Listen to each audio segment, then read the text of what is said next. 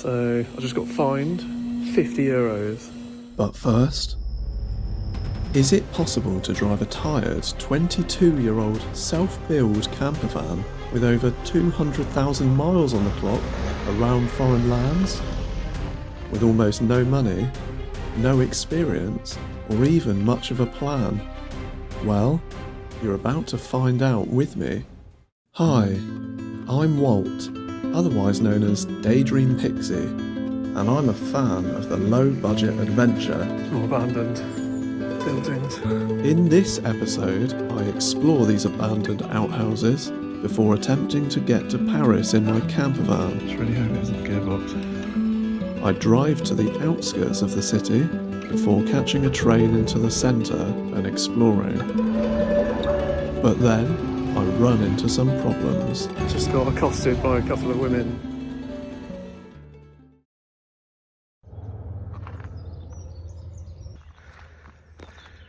Got some play in the wheel, but not up and down, so the other side didn't really have any.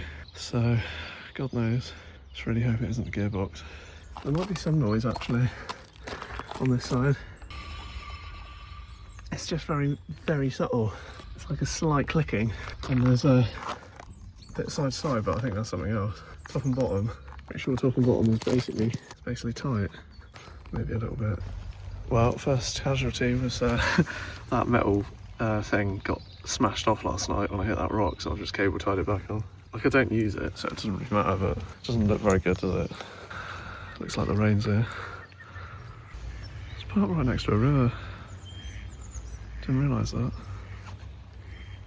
So nice. Although, don't know if I'd fancy swimming in that. Current's a bit fast for me. Still getting distracted by the cute pointy houses. Everything's so stylish. Must be right near the airport.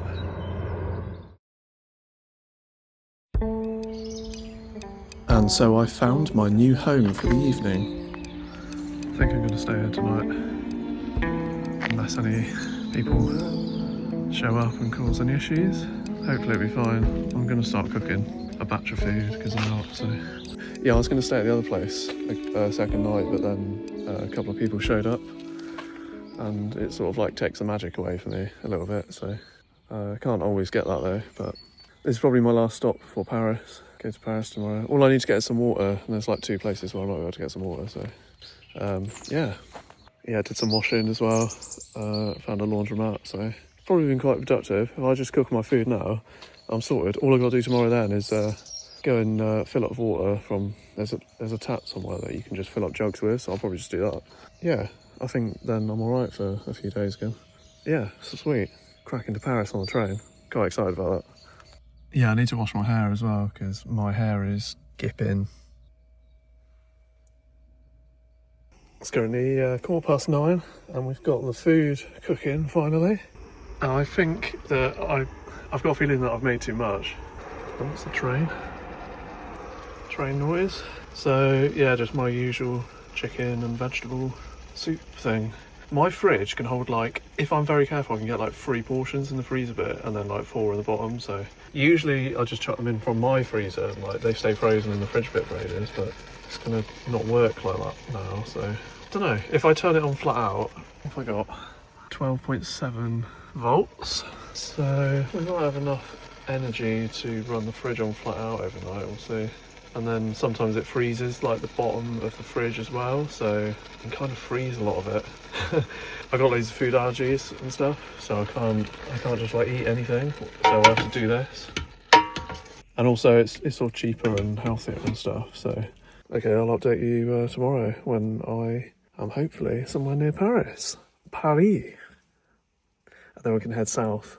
And we're sort of like vaguely heading towards the schedule that I originally had in mind. I want to do so many miles, and I'm realising already that, 5 days in, I've like barely... Paris isn't very far, is it? And I was going to do like all around Europe in 4 weeks. It's impossible unless you just get on the motorway, so yeah, might get on the motorway, we'll see. I'm a bit worried that I'm going to put weight on as well on this trip, because there's like loads of little cakes and things. The quality of the food in the supermarkets is better as well, I'm finding. But look at this, it's like these little coconut sort of I don't know what they are, like brioche type, like bready cake things. I'm such an idiot. Rocher coco, really nice. I'd never eat stuff like that, so I'm gonna come back having gained like 2 stone and just basically like sugar consumption, which it's not really good, but.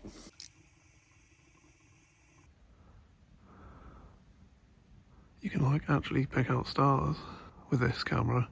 It's like completely clear tonight. Finished cooking, it's like 11:30. And I'm still the only one here. Could really do with a bin, that's what I've come outside for.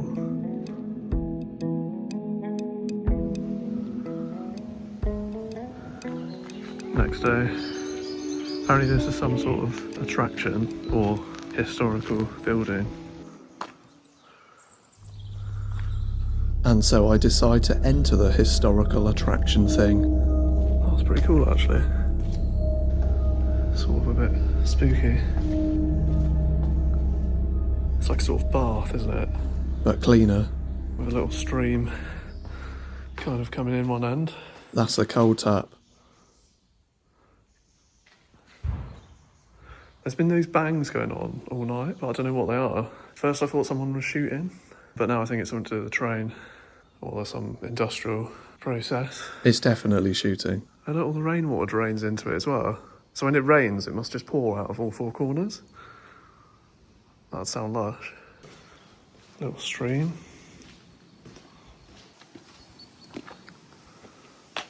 Oh yeah.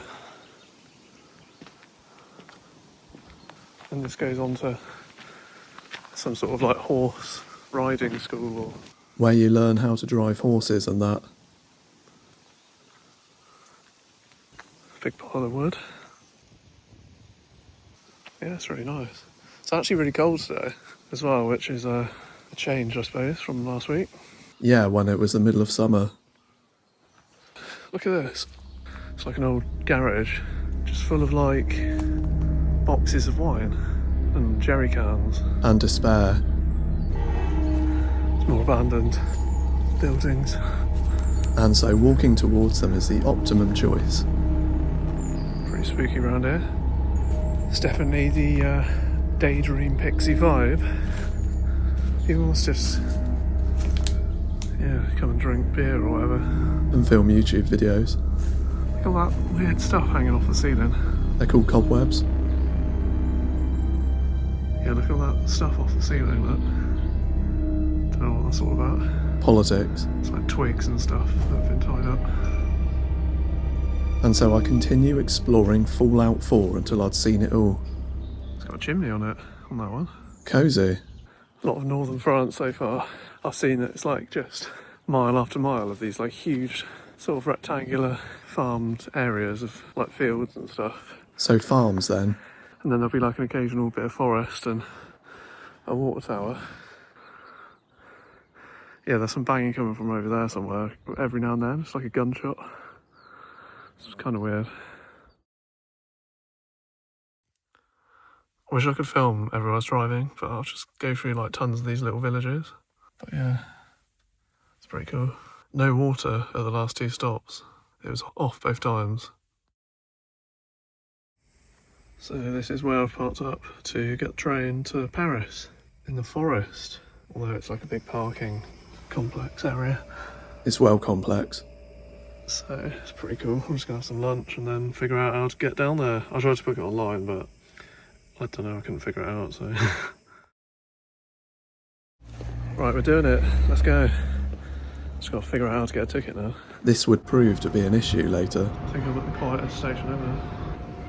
And so I made my way towards the French capital city for the first time in my life.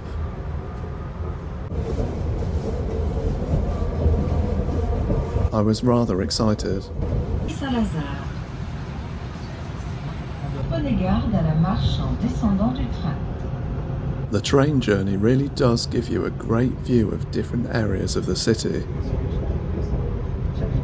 An average commute to some, a unique experience to another. A front row seat to the underworld of urban madness. And about 45 minutes later, I was leaving at Gare Saint-Lazare. Definitely a slightly jarring experience though. Well, traffic's like absolutely gridlocked. It took me like 5 minutes to like walk past a van. And so I figured I'd head towards the city centre and just see what I stumbled upon along the way. After all, it was a tactic that had worked for me in Rouen. The streets are huge around this bit. Making my way towards the river again. It's definitely a lot different to Rouen. Oh, looks like I can go in there. And now I'm admiring the hustle and bustle of the city. This is the church of Saint Mary Magdalene on Place de la Madeleine.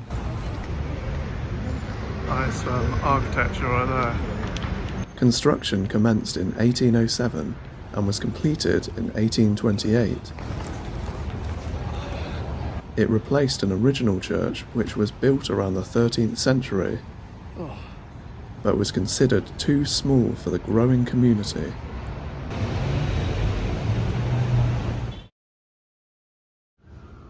The architecture and decor of the interior is nothing short of stunning, and I couldn't believe my luck in uncovering such a gem just moments after leaving the station.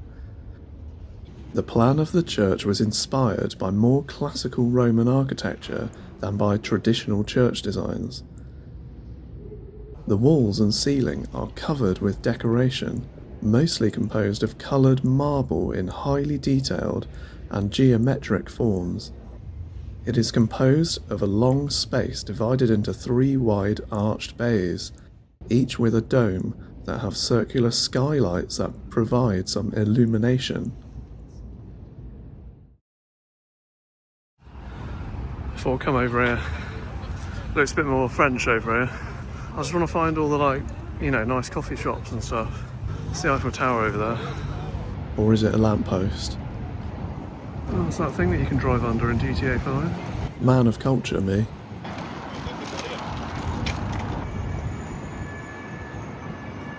I only had around an hour of daylight left on this particular day,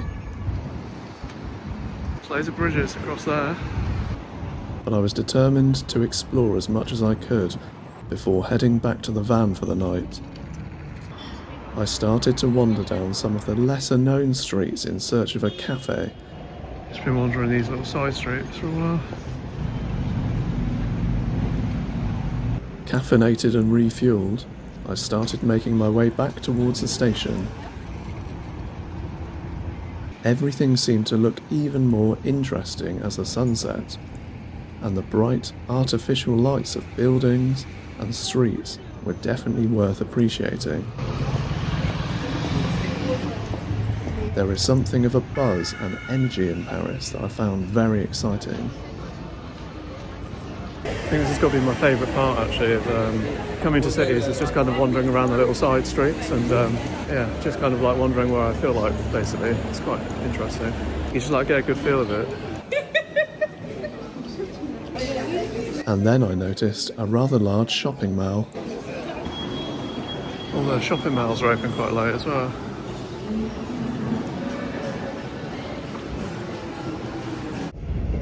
And back to the van I go. I woke up the next day and knew my Paris exploration was unfinished. And so I decided to head back into the centre. However, I was overconfident in my tube navigating skills. So I just got fined 50 euros because I'm an idiot and I didn't have the right ticket or something. I was in the wrong zone. So, oh god, I was so annoyed with myself. Bought a day pass just to make, because I'm worried about my other ticket now. So, yeah, 62 euros for the day, transport. It's fucked. Never make that mistake again. Right, I'm going to go and check out the Eiffel Tower, go to this museum real quick, and then head to this gig. That's the plan. Champ de Mars pour Eiffel.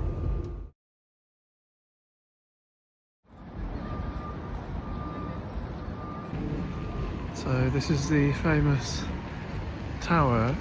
It's kind of like a beige colour, which I didn't expect, which looks quite cool. I'm happy with it. There's like a little tram thing that takes you up by the look of it. Or are there people up there? Oh yeah, there is. Yeah. I wonder if you can go right to the top. Yeah, they've got these gated sort of entrances, like going on the tube or whatever. It's quite impressive though. It's quite amazing engineering. Well done, France.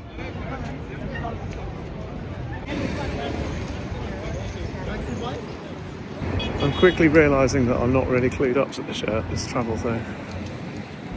Just got accosted by a couple of women who told me to sign a petition, and then suddenly they wanted a load of money off me, so basically legged it. This combined with my failed attempt at securing a cheap train ticket, I decided not to ascend the tower and part with more of my French pound coins. Farewell €50. I did, however, want to explore the Natural History Museum.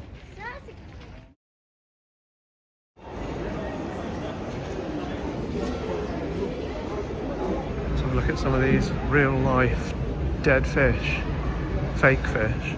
That's a scientific name. Some turtles and that. Sea sponge? Starfish? Ooh!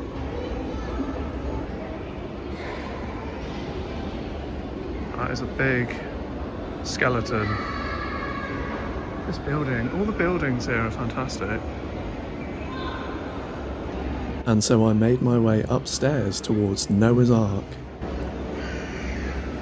Something tells me this might have been during peak visiting hours.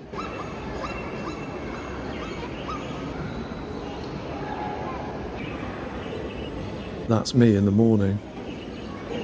Oh, let's go and pop the kettle on, love. It's a bloody hippo in here. Walking on a glass bridge. Bit sketchy. I'm sort of keeping half an eye out for the cafe, actually. Only half an eye.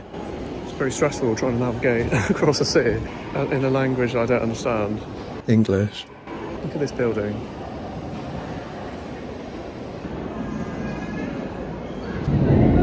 Not sure what that noise is. Some sort of effect. Time for a cup of Darjeeling. Or warm milk, apparently.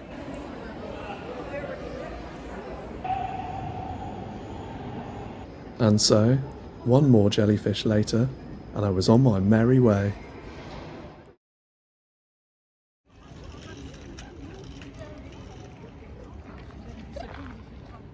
I decided I wanted to go to a gig, so I walked north towards the venue. Pre-gig chips were found.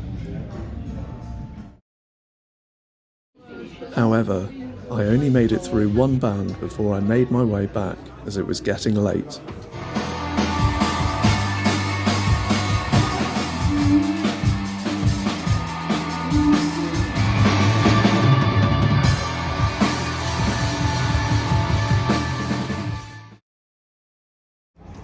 And that concluded my Paris adventure.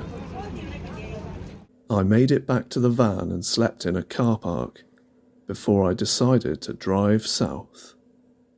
Next time. The outskirts of Paris, and it's just started hailing. Second casualty of the trip so far.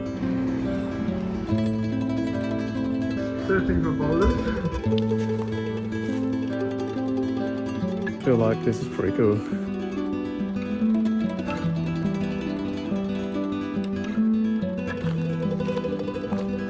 Oh, we can go in here though. Should we go?